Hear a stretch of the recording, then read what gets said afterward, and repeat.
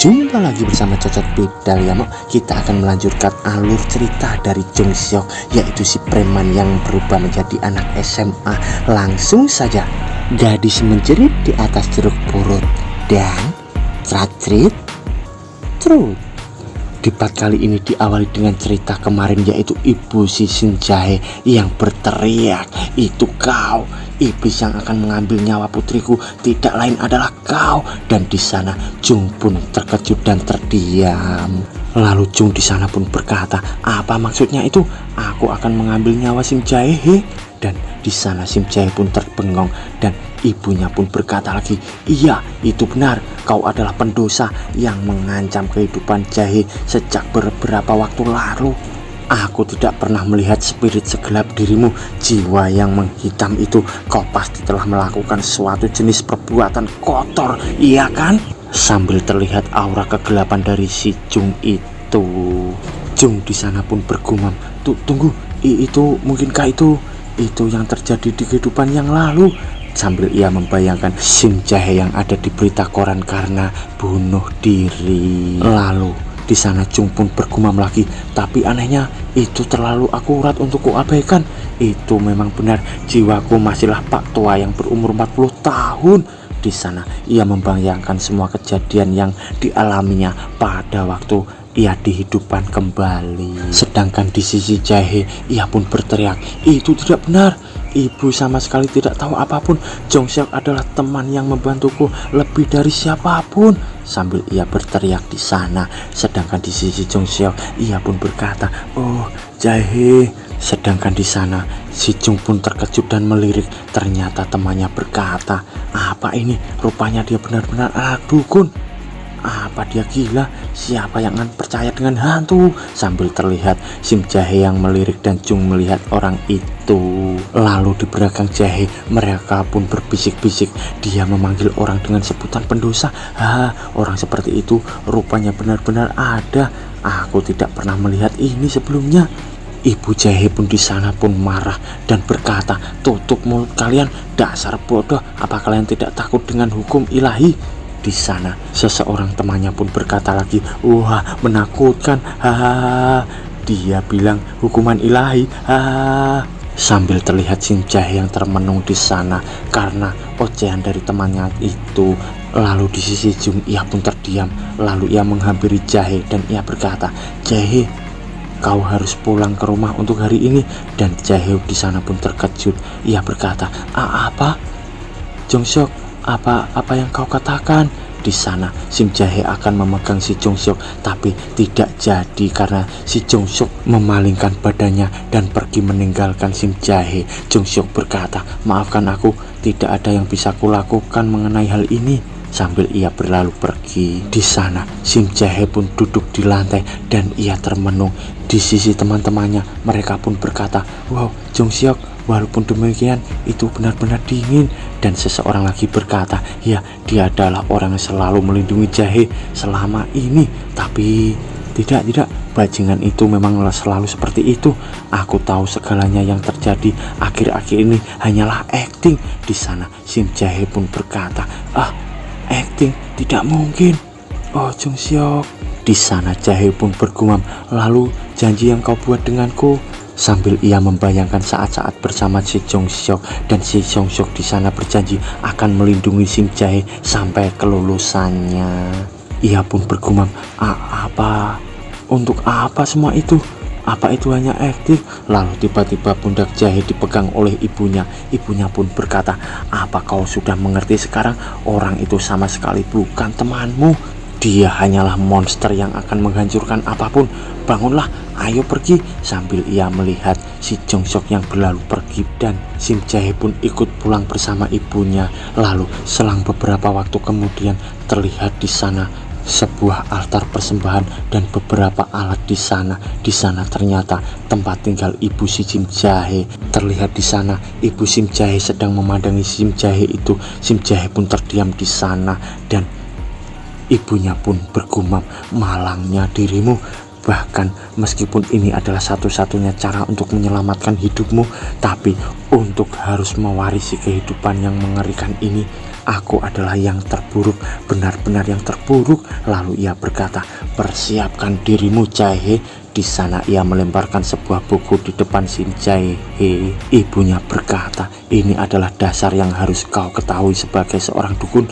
Ini mengandung teknik ilahi dan esensi dari dunia ini. Melayani hantu bukanlah tugas yang mudah. Bahkan meskipun kau mewarisi darahku, masih ada banyak hal yang untuk dipelajari. Mungkin kau akan membenciku, aku mengerti, tapi tidak ada cara lain. Aku tidak ingin melakukan. Di sana Sim Jaehe pun berkata, aku tidak membenci ibu. Aku sudah tahu alasan ibu tidak pernah menghubungiku.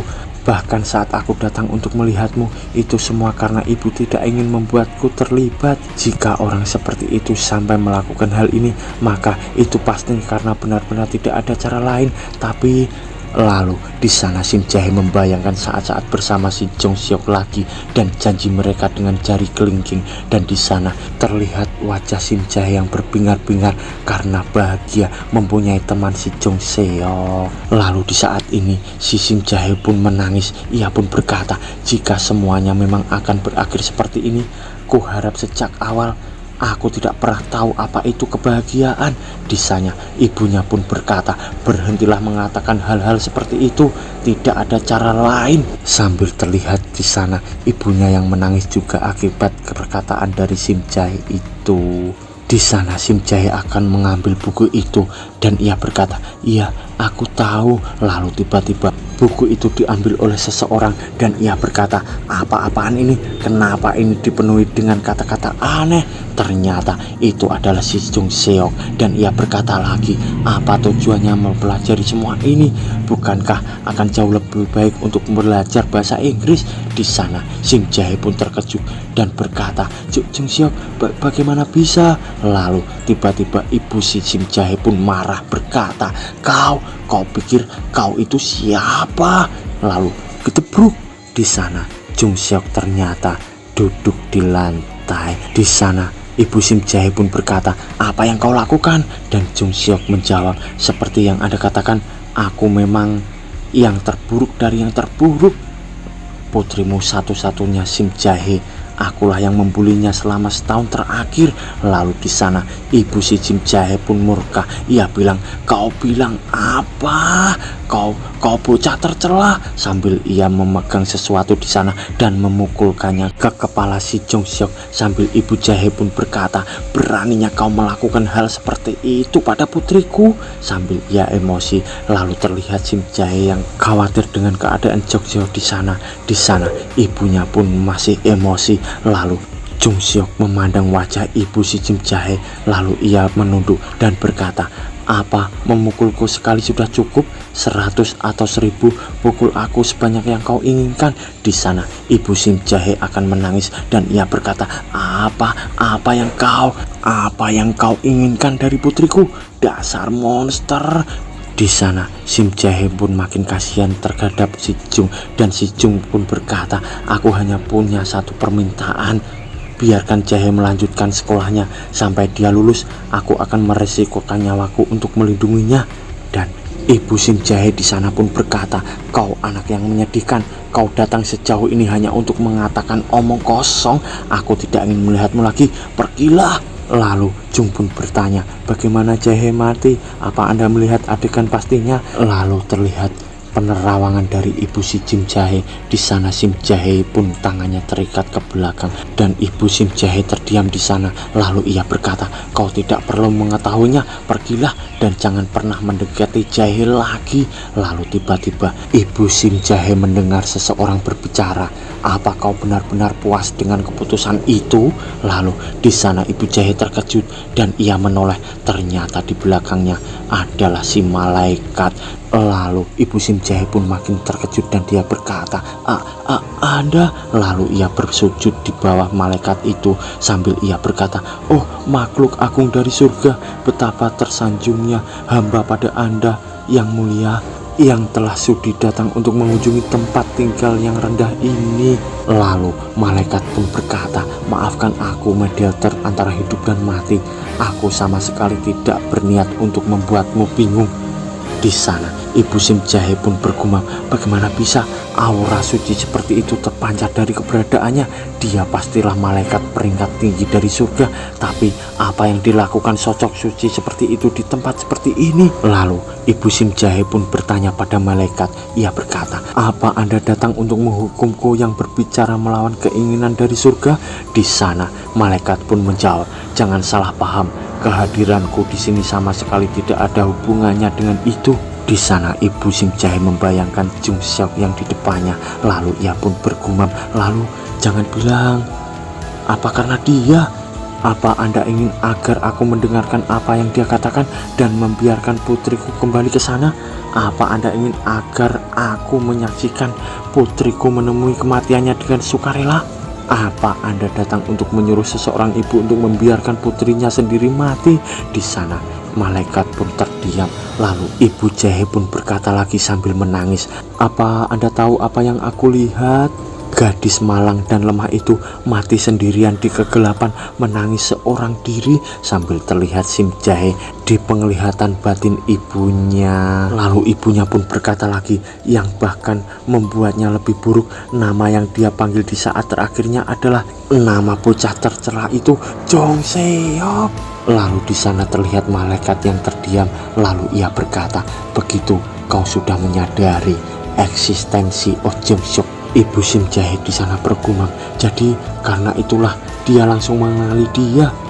Ya, aku tahu bukan dialah pelakunya, tapi bukan itu masalahnya. Tidak peduli berapa kali pun aku melihat masa depan, fakta bahwa Jahe terlibat bahaya karena dia itu tidak akan berubah. Aku pikir aku sedang mengunci putriku di sini, tapi aku tidak punya pilihan. Jika tidak, akankah Anda menyelamatkan hidup putriku? Jika Anda bisa melakukannya, maka aku akan dengan senang hati akan memberikan nyawaku. Di sana malaikat pun berkata, sayang sekali aku tidak bisa membuat janji seperti itu. Seperti yang kau katakan sebelumnya, tindakanku sekarang tidak ada hubungannya dengan keinginan surga. Aku tidak akan ikut campur dalam urusan hidup dan mati. Di sana Ibu Jung Seok pun terdiam. Lalu ia menangis berkata, aku tahu, tolong lupakan apa yang kukatakan. Di sana malaikat pun terdiam lagi dan lalu ia berbicara, ini hanyalah waktu yang singkat, tapi aku sudah mengawasi putrimu. Di sana Ibu Sim Jahe pun terkejut. Lalu malaikat pun berkata lagi, putrimu itu tidak diragukan lagi adalah orang yang baik. Dia tidak pernah membenci siapapun meskipun kekerasan yang tidak adil terjadi padanya. Dan bahkan dia mencemaskan orang yang berbuat salah padanya. Seperti yang kau katakan, dia adalah kebalikan darinya. Di sana Ibu Jahe sambil melihat Jung Seok, ia pun berkata, jadi itu benar bahwa dia adalah orang yang membuli Jahe. Lalu malaikat pun berkata, iya itu benar. Di sana Ibu Jahe makin emosi dan berkata, dia sudah. Tapi malaikat pun berkata lagi, tapi dia jugalah orang yang menyelamatkan Jahe setelah dikucilkan selama bertahun-tahun. Di sana Ibu Jahe pun terkejut dan berkata, apa? Anda bilang apa? Lalu ia menoleh ke arah Sim Jahe dan ibunya pun berkata lagi, tidak mungkin. Dia sama sekali tidak pernah memperlihatkannya. Dia sudah dibully selama bertahun-tahun. Lalu Ibu Jahe pun terjatuh dan membungkuk sambil menangis. Ia berkata, aku orang tua yang gagal. Dia mengalami penderitaan sendirian selama bertahun-tahun. Aku tidak punya hak untuk bertingkah selayaknya orang tua setelah semua yang terjadi. Lakukan saja sesuai keinginan Anda. Aku tidak bisa mengatakan apa-apa lagi pada Jahe. Di sana malaikat pun terdiam lagi dan tangannya mengarah ke Ibu Jahe. Lalu ia berkata, tampaknya Anda sudah salah paham akan sesuatu. Sambil ia memegang pundak Ibu Jahe dan ia berkata lagi, aku datang kemari bukan untuk memaksamu. Bagaimana bisa aku mencaci seorang ibu yang ingin menyelamatkan putrinya? Aku hanya ingin agar kau tahu sesuatu. Tidak ada sesuatu yang tak bisa dirubah. Bahkan manusia iblis pun bisa berubah tergantung keadaannya. Kematian putrimu bukanlah sesuatu yang telah terjadi. Sambil terlihat si Jung yang masih jadi gangster dan berubah menjadi anak Di sana Ibu Sim Jahe pun menangis dan terkejut. Ia berkata, apa itu berarti? Lalu di sana Jung Pun dan Sim Jahe melihat ibunya yang berbicara sendiri. Mereka bertanya-tanya. Lalu Jung Pun berkata, kenapa Anda tiba-tiba seperti ini? Sedangkan di sisi Jahe, ia pun berkata, Bu, apa ibu baik-baik saja? Di sana ibunya pun langsung berlari lalu memeluk Jahe. Ia berkata, maafkan ibu Jahe, maafkan aku atas segalanya hingga saat ini. Aku sangat menyayangimu. Di sana Jahe pun terenyuh dan menangis juga. Dan Jahe berkata, tidak apa-apa Bu, aku juga menyayangimu. Dan bersambung mo.